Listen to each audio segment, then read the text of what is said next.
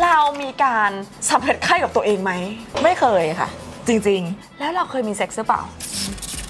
เห็นหนังซีนต่างๆหรือแบบอะไรอย่างเงี้ยมันเกิดอารมณ์แบบหนูดูหนังโป๊แล้วมันมีสเปคละขอเป็นคนก็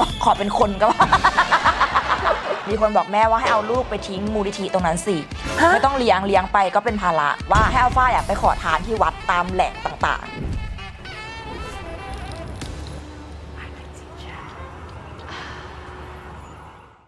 Hello and welcome to I Can Teach ยินดีต้อนรับไปค่ะสวัสดีค่ะ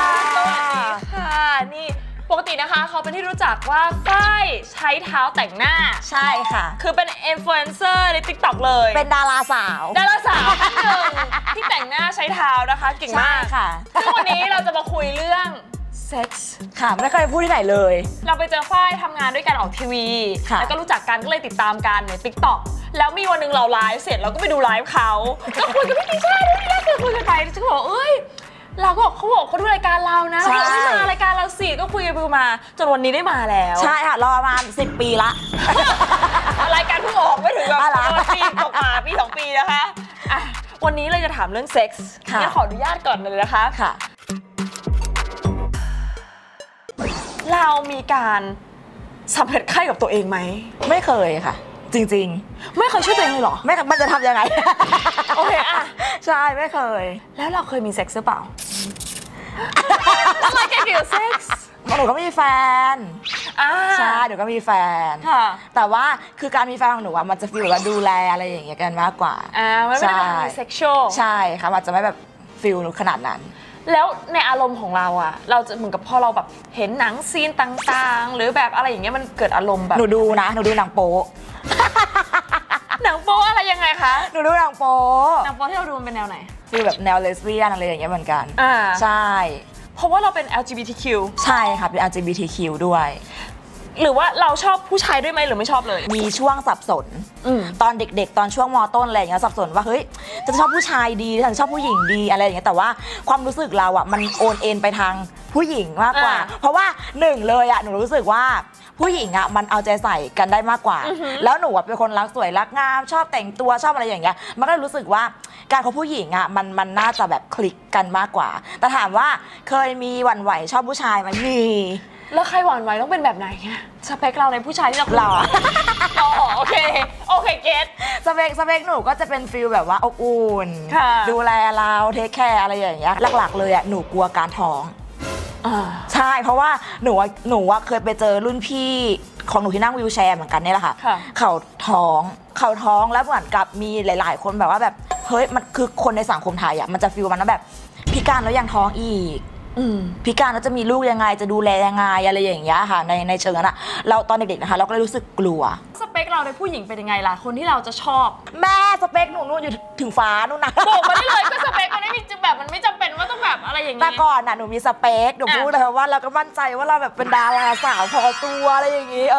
แต่ว่าพอเหมือนแบบเราเริ่มมีแฟนเราเริ่มแบบเรียนรู้คนหลายๆคนเลยอย่างเงี้ยเริ่มไม่มีสเปคละขอเป็นคนก็ล้อเล่นแล้วรู้สึกว่า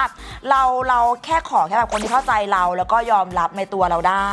สามารถดูแลเราได้อะไรอย่างเงี้ยเหมือนที่แม่ดูแลเราอาจจะไม่ต้องถึงขั้นแม่แต่ว่าสามารถทำชีวิตประจำวันของเราได้เหมือนแบบอาบน้ำให้เราได้ใส่เสื้อผ้าให้เราได้อะไรอย่างเงี้ยดูแลเราได้แค่นั้นเองใช่ตอนเด็กๆเนี่ยไม่เคยมีโมเมนต์ที่คนมาล้อเราหรืออะไรไหมที่มันเกิดให้แบบเรามีพ่อแม่เราหรือแม่เรา protective จากเราก็ตอนเด็กๆค่ะมันก็มีปกติตามแบบสังคมในสมัยก่อนมันอาจจะไม่ใช่ในสมัยนี้อะไรอย่างเงี้ยไม่ได้นะสมัยก่อนของยูก็คือยูอายุน้อยกว่าติช่านะคือสมัยก่อนจะโอ้โหเก่าแก่มากคือแบบยูอายุน้อยกว่าก็เหมือนเป็นฟีลแบบว่ามีคนบอกแม่ว่าให้เอาลูกไปทิ้งมูลนิธิตรงนั้นสิ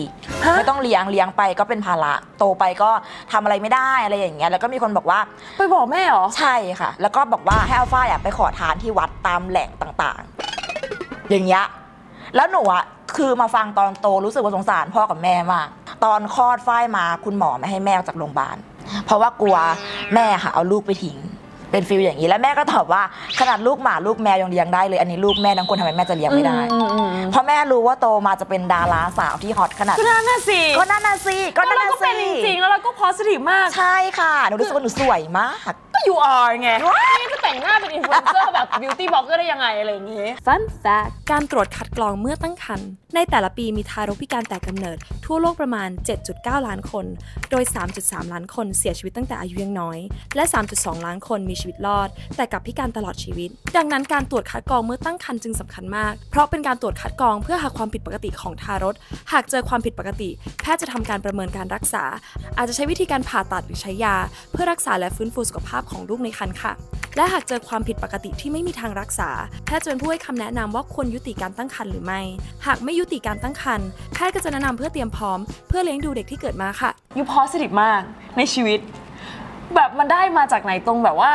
คนรอบกายเราคนที่ดีหรือเรามีแบบความเก่งในการแบบไม่คบคนท็อกซิกหรือเปล่าหรืออะไรยังไงน่าจะครอบครัวค่ะคือแต่ก่อนอ่ะชอบมีคนแบบมามองหนูเวลาคือน้าชายหนูอะไรอย่างเงี้ยเขาจะชอบพาไปเที่ยวแบบสวนสยามเที่ยวสวนสนุกอะไรอย่างเงี้ยค่ะคนก็ชอบมองแบบอย่างเงี้ยหนูก็งงว่าแบบเขามองอะไรแล้วแม่ก็ชอบบอกตลอดว่าเขามองเพราะน้องฝ้ายพิเศษไงมองเพราะน้องฝ้ายสวยหนูก็เลยแบบมั่นหน้าตลอดว่าหนูสวยจริงเหมือนครอบครัวใช่เลยครอบครัวใช่แบบว่าพอคนจะมาด่าใช่ไหมช่วงนั้นนะที่แบบเดอะเฟซใหม่ๆแล้วแบบโดนด่าอะไรเงี้ยใช่เธอมาจากไหนมาด่าฉันโตมาแบบแม่ฉันชมทุกวันสวยมากด้วยอ่ะคือเรารู้สึกว่าแล้วเราจะไม่ใช่คนอื่นได้ไงเราชื่อแม่เราบอกมาทั้งชีวิตอะเราบอกทั้งชีวิตว่าเราสวยอยู่เพราะว่าไอ้ไม่สวยจะบ้าหรออะไรเงี้ยโกรธแล้วหนูก็เพิ่งมาคิดได้ว่าลองเปลี่ยนจากคำว่าพิการเป็นพิเศษไหมอะไรอย่างเงี้ยมันเหมือนแค่เปลี่ยน mindset เปลี่ยนคำมันน่าจะแบบดีกว่าใช่โมเมนต์การมีเซ็กส์มียังไงเราเป็นคนชอบแบบไหนเป็นแบบว่าเราเป็นฝ่ายแล้วโลมหรือเปล่าหรือเป็นฝ่ายแบบว่าถ้าเกิดเราอยากเราจะบอกแฟนเรายังไงเราชอบอ้อนสมมติชอบอ้อนหรือความแบบขี้อ้อนอยู่แล้วถ้ามีแฟนแบบเปลี่ยนด้วยวันมดการบิวอารมณ์กันยังไงคะไม่แล้วก็จะมันก็เป็นฟิลบิวปกติทั่วไปใช่เราเป็นฝ่ายรับหรือชอบแบบทำให้เขาด้วยหรือมันเป็นยังไงแบบว่ารับกลางวันหรือกลางคืนกลางคืนชอบดูเลยว่าส่วนตัวชอบความมืดใช่ส่วนตัวเลยชอบความมืดปกติอยู่คนเดียวก็อยู่มืดอยู่แล้วใช่ทำไมคำถามต่อทำไมคะชอบความมืดเพราะหนูรู้สึกว่ามันสงบโอเคเรามีความแบบแฟนตาซีเรื่องเซ็กไหมเหมือนกับอะไรที่แบบเคยไปอ่านนิยายดูในหนังที่เราแบบอยากลองอ่ะไม่ค่ะไม่มีความคิดนั้นอยู่ในหัวเลยจริงๆไม่เคยเอาในน้ำโดนยืนในน้ำยังยืนไม่ได้ก็ให้คนช่วยได้ไงไม่มีคนเดียวช่วยด้วยฉันสุดขนาดช่วยยังไงวะตอนในรถเหรอพื้นที่มันไม่พอหรือเปล่าคิดท่าไม่ออกแน่ๆเลยมันทำได้เบาะหลังแม่ทำท่าดูหน่อยสมมติก็เหมือนกับเป็นนกวนอย่างนี้ทำท่าดูก่อนนอนอย่างนี้เลยนอนแล้วก็เลยจริงเหรอใช่แล้วเราเป็นคนเสียงดังหรือเสียงเบาหนูเหรอไม่รู้เลยอ่ะแต่พูดแต่เป็นคนเสียงดังพอถึงจังหวะมีเซ็กจริงๆไม่รู้เลยหรือว่ามีใครเพื่อนของเรามาเล่ามาแชร์ไหมว่าเขามีเซ็กอะไรยังไงมีเพื่อนของหนูที่แบบนั่งวีลแชร์คือหนูก็สงสัยไงก็เลยถามคนนั้นเขาจะขยับตัวไม่ได้เลยแต่เขามีแฟนแล้วก็แบบไม่รู้ว่าก็จะถามแบบมึงถ้าเกิดมึงอยู่ด้วยกันมึงจะแบบอะไรยังไงวะอะไรอย่างเงี้ยก็ถามประมาณเนี้ยนางก็บอกว่าก็มีปกติได้เลยบอกฮะปกติแล้วว่าจะยกยังไงอะไรยังไงไม่มีแบบไม่มีแรงอะไรอย่างเงี้ยนางก็บอกว่าผู้ชายก็จับเป็นฟิลนั้นไปถามเราทำได้หลายโพสิชันไหมตัวผู้ชายของเขาว่าจะจับยกยืนทำได้หมดเลยแต่พี่แกก็ไปตามเขาเลยอาจจะเป็นฟิลนั้นหนูก็ไม่แน่ใจหนูก็ไม่รู้ซึ่งปกติผู้หญิงหลายคนก็ไม่ได้ยกอะไรมากเลยก็ฟิวตามเหมือนกันแหละFun fact อาชีพผู้ช่วยทางเพศคนพิการถึงแม้จะมีความผิดปกติทางร่างกายแต่นั่นก็ไม่ได้หมายความว่าจะไร้อารมณ์ทางเพศในปัจจุบันมีสาธารณรัฐเซ็กส์มีอาชีพขายบริการทางเพศสำหรับผู้พิการโดยเฉพาะที่เรียกว่า sexual assistance มีหน้าที่ให้ความช่วยเหลือผู้พิการในเรื่องการจัดการกับความต้องการทางเพศของตัวเองซึ่งผู้ช่วยทางเพศต้องผ่านการฝึกอบรมทั้งเรื่องการนวดกดจุดกระตุ้นอารมณ์การสอนให้ผู้พิการกล้าแสดงออกสอนวิธีใช้เซ็กส์ทอยเรื่องต่างๆทางเพศและความสัมพันธ์กับคู่รักค่ะรวมถึงให้การปรึกษาแก่ญาติครอบครัวของผู้พิการและหลังจากจบการอบรมผู้ช่วยพิการทางเพศ ต้องเซ็นยอมรับที่จะต้องปฏิบัติตามหลักจรรยาบรรณในวิชาชีพนี้ด้วยค่ะเรื่องนี้ตอนที่ติช่านะไปเข้าไลฟ์ของฝ้ายแล้วคุยกันอวดแล้วเราก็แบบโอ๊ยมารายการเราสิอยากรู้เรื่องนี้แล้วเขาบอกเขาเคยทำตีซิสเกี่ยวอะไรยังไงคะมันเป็นฟิลสารนิพนธ์นะคะที่จบเพราะว่าหนูไม่ได้ฝึกงาน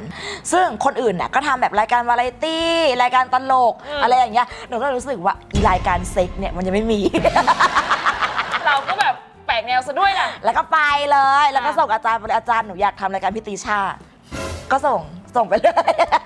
โอเคก็เขียนไปเลยค่ะอยากรู้ทำไมเป็นรายการนี้ก่อนแล้วเขียนอะไรในนั้นไม่อยากรู้ไงบอกว่ารายการเราคนเขาไปทำตีซิสทุกคนฉันรู้สึกพอมากเลยนะหนูรู้สึกว่ามันเป็นฟิลเซ็กซ์ที่รายการเซ็กซ์ที่จริงใจจริงๆนะแล้วก็เหมือนสอนอะไรหลายอย่างให้กับเยาวชนได้ด้วยคือหนูรู้สึกว่าสื่อกับเซ็กอะค่ะมันยังไม่ค่อยกว้างขวางเท่าไหร่เพราะว่าด้วยความที่สังคมไทยอะเขามองว่าเซ็กเป็นเรื่องแบบผิดแปลกเป็นเรื่องสกปรกถ้าเป็นเรื่องผิดแปลกงั้นหนูก็ต้องเกิดมาจากความผิดแปลกเซ็กมันเป็นเรื่องใกล้ตัวแล้วก็เป็นเรื่องธรรมชาติมากๆไม่ว่าจะแบบคนปกติหรือคนพิการหรือทุกคนมันต้องมีอารมณ์ทางเพศอะมันต้องมีแบบโอ้ฉันอยากมีเซ็กซ์จังเลยอะไรอย่างเงี้ยนึกออกปะก็เลยเอารายการพิติช่ามาทำแล้วก็เหมือนชอบพิติช่าอยู่แล้วด้วยใช่ชอบอยู่แล้วก็เลยแบบว่าขออาจารย์ทำเรื่องนี้ที่แรกอาจารย์ก็แบบมันจะยังไง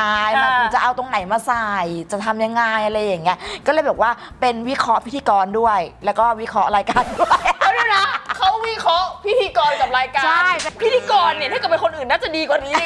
ได้เลยนะตีซิสไม่กล้าส่งมาเนี่ยแล้วหนูต้องแบบไล่ดูทุก EP เลยนะจริงเหรอใช่อาจารย์ให้ไล่ดูใช่ค่ะมันต้องมีโครงไงแค่เล่าโครงให้ฟังก็ได้ฉันอยากรู้ว่ามันคุยเรื่องอะไรเจาะลึกแค่ไหนก็เจาะลึกในเรื่องของแบบเหมือนมี EP นึงที่พี่ติช่าพูดถึงเกี่ยวกับว่าเยาวชนในสังคมส่วนใหญ่ตอนนี้ยังไม่รู้การป้องกันในเรื่องเพศอะไรอย่างเงี้ยหนูก็เลยแบบใส่เข้าไปในนั้นแบบถ้าเกิดว่าเยาวชนรู้มากกว่านี้มันน่าจะป้องกันอะไรได้แบบมากกว่าทั้งเรื่องโรคทางเพศเองแล้วก็เรื่องท้องก่อนวัยอันควรอะไรอย่างเงี้ยค่ะแล้วก็เรื่องการมีเซ็กที่มันไม่ได้น่าเกลียดเหมือนแบบมาเปิดประสบการณ์เรื่องเซ็กนะบางทีหนูไม่รู้บางอย่างหนูไม่รู้เห็นหนูดูรายการพิติชั่นหนูก็อ๋อมันมีอย่างนี้ด้วยเหรอเรื่องไหนที่ช็อกสุดเรื่องไหนหรือหลายเรื่องเลยนะใช่หนูก็เลยรู้สึกว่าแบบมันแฮปปี้กับการที่แบบได้ดูเหมือนดูรายการวาไรตี้แหละแต่มันไม่ใช่เกมโชว์มันเป็นเกี่ยวกับพูดเรื่องเซ็กที่หลายๆคนเขาไม่พูดกันแล้วหนูก็เอาไปเชื่อมกับคนพิการที่คนพิการกับเซ็กพูดไม่ได้คนพิการถ้าพูดเรื่องเซ็กเพราะมันจะดูน่าเกลียดมันจะดูแบบไม่น่าสงสารมันจะดูแบบแย่อะไรอย่างเงี้ยค่ะไม่แค่ในสังคมเรานะแต่ว่าแบบในโลกอ่ะเขาบอกว่าโอ้ถ้าเกิดอยู่พิการแล้วเนี่ยยิ่งมาคุยแทนที่อยู่ทำตัวต้องน่าสงสารเขาคัตกอไรซ์ไปอยู่ในกรอบว่างั้นเธอพิการแล้วเธอต้องทำตัวน่าสงสารดิถ้าพูดเรื่องเซ็กพูดเรื่องเซ็กแล้วห้ามมั่นห้ามอะไรอย่างเงี้ยคือมันมีกรอบเยอะมากว่าทำไมต้องไปทำนู่นทำนี้คือเขาไปตีให้แบบอยู่แค่ตรงนั้นอ่ะใช่ซึ่งเรามี potential มากกว่านั้นวันนี้นะคะขอบคุณฝ้ายมากขอบคุณมากค่ะที่มาทั้งเล่าให้เราฟังแชร์ประสบการณ์ให้คนได้แบบว่าเข้าใจมากขึ้นหรือมากไม่มากก็น้อยแต่อย่างนี้เรามี EP นี้ที่เราให้บอกเราว่าเนี่ยโอเคมันเป็นอย่างนี้นะตอนแรกกลัวนะกลัวการมารายการนี้เอาความรู้สึกจริงๆตอนแรกแบบเฮ้ยมันจะยังไงวะอะไรยังไงดีอะไรอย่างเงี้ยปรึกษาพี่ฝนว่าเราจะตอบยังไงดีอ่ะมันจะแบบโดนดราม่าไหมโดนด่าไหมอะไรอย่างเงี้ยแต่ว่าหนูรู้สึกว่าแบบพอได้มาจริงๆมันไม่ได้น่ากลัวอย่างแบบที่หนูคิดอ่ะมันไม่ใช่คำถามที่แบบ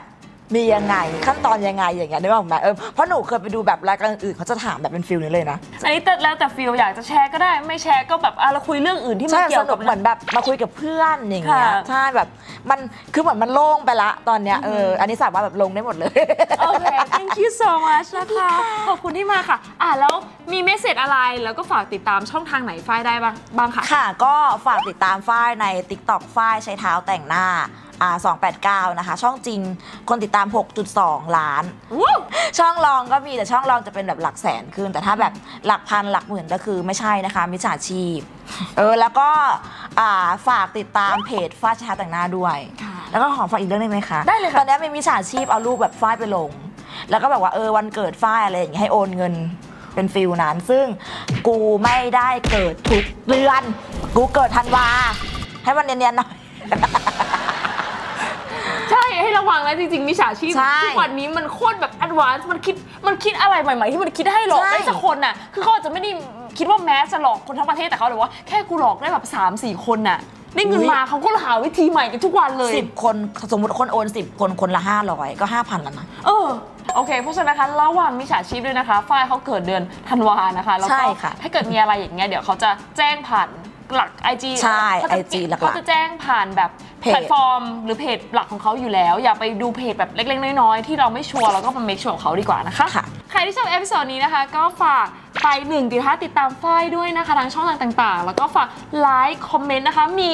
ความคิดเห็นอะไรที่มันมีความสุภาพแล้วก็โอเพ่นนะคอมเมนต์ได้อยากดูเหมือนกันได้หนูอยากอ่านคอมเมนต์เหมือนกันว่าคอมเมนต์ใน EP นี้มันจะไปแบบยังไงฉันคิดว่ามันดีเพราะว่าคนมีคุณภาพเขาจะคอมเมนต์กันใช่ไหมคะเพราะฉะนั้นถ้าคุณไม่คิดนะคุณไม่ต้องมาคอมเมนต์นะขอให้มีความสุภาพขอให้ใส่ใจเขาใส่ใจเราด้วยนะในการคอมเมนต์แล้วก็ฝากไลค์ subscribe เยอะๆด้วยนะคะเจอกัน EP หน้าค่ะบ๊ายบายสาวๆเคยเป็นไหมคะตอนเป็นประจำเดือนแล้วใส่ผ้าอนามัยเนี่ยรู้สึกเปียกแฉะเลอะอับไม่สบายตัวสุดๆเลยค่ะใช่อีกทางเลือกนึงมาแนะนำนะคะนี่คือถ้วยอนามัย Flow Days ค่ะเป็นถ้วยที่ทำมาจากซิลิโคนทางการแพทย์ 100% นะคะจะเป็นการพับไปอย่างนี้ใส่เข้าไปในช่องคลอดนะคะแล้วมันก็จะเปิดเป็นการรองรับเลือดค่ะไม่ต้องห่วงเลยนะคะว่าเจ็บเพราะว่าซิลิโคนเนี่ยเป็นซิลิโคนนิ่มค่ะพอใช้เสร็จแล้วนะคะเราก็ดึงออกมาเทเลือดทิ้งนะคะแล้วก็ทำความสะอาดค่ะข้อดีของตัว Flow Days นะคะก็คือเป็น reusable ค่ะนำกลับมาใช้ใหม่ได้นะคะเพราะฉะนั้นเนี่ยประหยัดทั้งเงินประหยัดทั้งเวลาแถมยังลดขยะไปได้เยอะมากเลยค่ะและที่สำคัญนะคะไม่มีกลิ่นเลยค่ะเพราะว่าเลือดเนี่ยไม่ได้สัมผัสกับอากาศหรือว่าแบคทีเรียนะคะทำให้คุณเนี่ยมั่นใจได้ตลอดทั้งวันค่ะไม่ว่าคุณจะไปว่ายน้ำเล่นเต้นโยคะอะไรก็แล้วแต่นะคะใช้ชีวิตแบบอิสระแล้วก็มั่นใจกับถ้วยอนามัย Flow Days ค่ะสามารถติดตามโซเชียลมีเดียของเราได้นะคะทาง Instagram แล้วก็ TikTok นะคะ Flow Days แล้วก็ Line นะคะ @Flow Days เว็บไซต์ค่ะ myflowdays.com Flow Days live with confidence แปลว่าเราก็ไม่เคยมีผู้ชายใช่ไหมไม่เคยค่ะอยากลองไหมไม่กลัวจริงๆชัวไม่รู้บอกไม่ถูกอ่ะมันไม่ใช่เทสเรามันเป็นเอเลี่ยนไหมจะพูดว่าใช่เหมือนเอเลี่ยนครั้งแรกอะฉันจะจู่อะฉันไม่คิดว่ามันหน้าตาเป็นแบบนี้หน้าตาเป็นยังไงแม่คือหน้าตารู้อยู่แล้วแต่ไม่เคยได้จับมันอะแล้วไม่รู้ว่าฟีลลิ่งมันคือแบบนี้อะมันจะเป็นแท่งๆหรอใช่สิมันไม่ใช่อย่างอื่นไม่ใช่ลงวงกลมนะ